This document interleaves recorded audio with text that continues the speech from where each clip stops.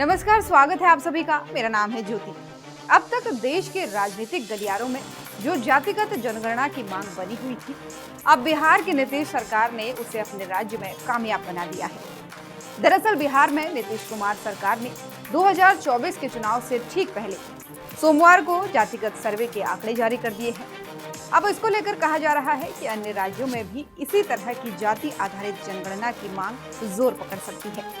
विपक्षी गठबंधन यानी इंडिया का ये एक प्रमुख चुनावी एजेंडा भी होने वाला है। हिंदी पट्टी के राज्यों में जहां जाति की राजनीति एक प्रमुख भूमिका निभाती है, वहां आगामी चुनाव में बड़ा मुद्दा बन सकता है। अब जातिगत जनगणना कराने वाला बिहार देश का पहला राज्य बन गया है। जाति जनगणना रिपोर्ट को मंडल रिपोर्ट 2.0 कहा जा रहा है। वही देश में पिछड़ी जातियों के आरक्षण के लिए 1990 में मंडल आयोग की सिफारिशें लागू की गई थी। अब 33 साल बाद एक बार फिर से जातीय जनगणना से जुड़ी रिपोर्ट चर्चा में आ गई है और इस रिपोर्ट के आने के बाद से सियासत भी गर्मा रही है। अब इस वीडियो में आपको बताएंगे कि मंडल आयोग की उस रिपोर्ट में आखिर था क्या और कितना बवाल इससे मचा था। कांग्रेस समेत अन्य दलों ने ओबीसी और सामाजिक न्याय का कार्ड खेलने की तैयारी की है। वहीं बीजेपी नेता ने इस रिपोर्ट को भ्रामक बताया है। माना जा रहा है कि बीजेपी पर भी केंद्रीय स्तर पर जातिगत जनगणना कराए जाने का दबाव बढ़ रहा है। वहीं राजनीतिक गलियारों में कहा जा रहा है कि नीतीश कुमार ने 2024 के चुनाव से ठीक पहले ट्रम्प कार्ड खेला है। महागठबंधन सरकार ने मंडल कमीशन के दौर के बाद ओबीसी सियासत को गरमाने का नया रास्ता दे दिया है। वहीं बीजेपी ओबीसी मोर्चे को भी तगड़ी टक्कर दी गई है। कांग्रेस नेता राहुल गांधी ने भी अपने इरादे साफ कर दिए हैं। उन्होंने जिसकी जितनी आबादी उसकी उतनी हिस्सेदारी का नारा बुलंद किया है। आपको बताते चलें कि देश में आखिरी बार साल 1931 में जातीय जनगणना के आंकड़े जारी हुए थे। हालांकि 10 साल बाद यानी 1941 में भी जातीय जनगणना हुई, लेकिन आंकड़े सार्वजनिक नहीं किए गए थे। यानी देश में अभी जो सरकारी योजनाएं संचालित हो रही हैं, वो 1931 की जातीय जनगणना के आधार पर लागू हो रही हैं।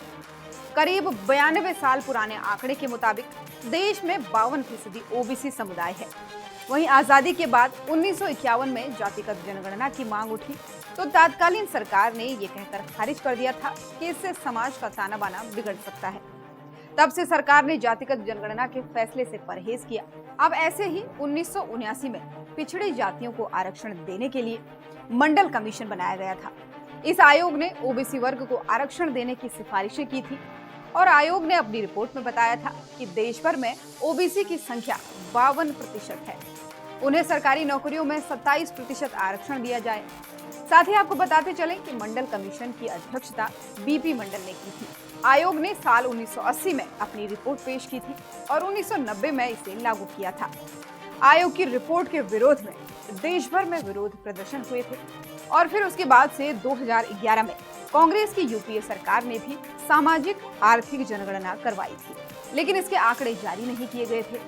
गौरतलब है कि ओबीसी मुद्दे पर काका कालेलकर कमीशन भी 1953 में बनवाया गया था, जिसमें 2399 पिछड़ी जातियों की पहचान की गई थी। हालांकि कई खामियों के कारण आयोग की जो सिफारिशें थी वो लागू नहीं की गई, लेकिन बाद में 20 दिसंबर 1978 को मोरारजी देसाई की सरकार ने पिछड़ा वर्ग आयोग का गठन किया। इसे ही मंडल आयोग के नाम से जाना गया है। और साथ ही आपको बता दें कि जनवरी से आयोग ने काम शुरू किया था उस समय में, और इसके अलावा 2017 में सब कैटेगराइजेशन के संबंध में जस्टिस रोहिणी कमीशन भी बनाया गया था।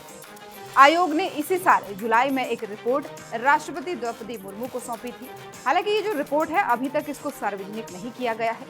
और अब बिहार सरकार के आंकड़ों के अनुसार राज्य की जो कुल जनसंख्या है वो 13.07 करोड़ से ज्यादा है, जिसमें से अत्यंत पिछड़ा वर्ग जो है वो 36% है और सबसे बड़ा सामाजिक वर्ग ये है। और उसके बाद से जो अन्य पिछड़ा वर्ग है वो 27.13% है। पिछड़ी जाति के राजनेताओं ने लंबे समय से दावा किया है कि जिन जातियों का वे प्रतिनिधित्व करते हैं उनकी जनसंख्या 1931 की जनगणना के आधार पर लागू की गई है। ये संख्या उससे कहीं ज्यादा है। सर्वे में ये भी कहा गया है कि ओबीसी समाज में यादव सबसे बड़ी जाति है। राज्य में 14.27% यादव हैं। अनुसूचित जाति यानी दलित की कुल जो आबादी है वो 19.65% है। अनुसूचित जनजाति की जो आबादी है करीब 22 लाख यानी 1.68% है।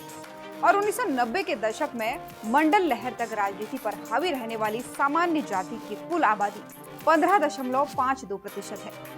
हालांकि सोमवार को आंकड़े सामने आने के बाद से मुख्यमंत्री नीतीश कुमार ने पत्रकारों से इस दौरान बातचीत भी की। उन्होंने इस सवाल को टाल दिया कि क्या यह सर्वे मंडल पार्ट 2 साबित होगा। दरअसल विभिन्न जातियों की तरफ से उनकी आबादी के अनुपात में संशोधित कोटा की मांग उठाई जा रही है और अब इसे भाजपा के लिए परेशानी पैदा करने वाला माना जा रहा है। जानकारों का इस मामले में कहना है कि ये सर्वे आम चुनावों से पहले ही राजनीति को गरमाएगी। सीपीआई नेता दीपांकर भट्टाचार्य ने कहा है कि 2021 में कोई नियमित जनगणना नहीं हुई थी, जबकि बिहार इस साल जाति सर्वे करने में कामयाब रहा है। ये केंद्र सरकार की अक्षमता को उजागर करता है। और साथ ही भट्टाचार्य ने यह भी कहा है कि नौकरी में आरक्षण के लिए मंडल की सिफारिशें जो थी वो 1931 की जनगणना के आधार पर आधारित थी, जिसमें पिछड़े वर्गों को 52% बताया गया था। लेकिन हम अब देख सकते हैं कि जनसंख्या तब से बहुत ज्यादा बढ़ गई है। इसका मतलब ये है कि अब इस मसले पर नए सिरे से सोचना होगा। लेकिन दूसरी तरफ बीजेपी ने जाति सर्वे पर असंतोष जताया है। बिहार बीजेपी के प्रदेश अध्यक्ष सम्राट चौधरी ने कहा है कि उनकी पार्टी ने इस सर्वे के लिए अपनी सहमति दी थी और अब सार्वजनिक किए गए इन आंकड़ों का आकलन भी किया जाएगा। मंडल का डेटा 1931 की जनगणना की जाति गणना से लिया गया था और आयोग ने 1971 की जनगणना में आंकड़ों पर पहुंचाने के लिए इसे अपने डेटाबेस के रूप में उपयोग किया था, जिसे जाति के अनुसार विभाजित नहीं किया गया था। 1931 और 1971 के बीच बीते 40 सालों में ये जानने का कोई तरीका नहीं था कि कौन सी जातियां सामाजिक आर्थिक सीढ़ी पर ऊपर या फिर नीचे बढ़ रही हैं। इसलिए आयोग के आंकड़े काल्पनिक होने का दावा किया गया था। दरअसल राष्ट्रीय नमूना सर्वे के अनुसार अन्य पिछड़ा वर्ग की जो आबादी है वो देश की आबादी की करीब 41% है, लेकिन मंडल आयोग के हिसाब से करीब 52% है। अब थोड़ा सा ये भी जान लीजिए कि कैसे लागू हुई थी मंडल कमीशन की सिफारिश। दिसंबर 1989 में विश्वनाथ प्रताप सिंह के नेतृत्व में जनता दल की सरकार बनी थी और ओबीसी समुदाय से जुड़े नेताओं ने सरकार पर मंडल कमीशन पर आगे बढ़ने का दबाव बनाना शुरू किया था।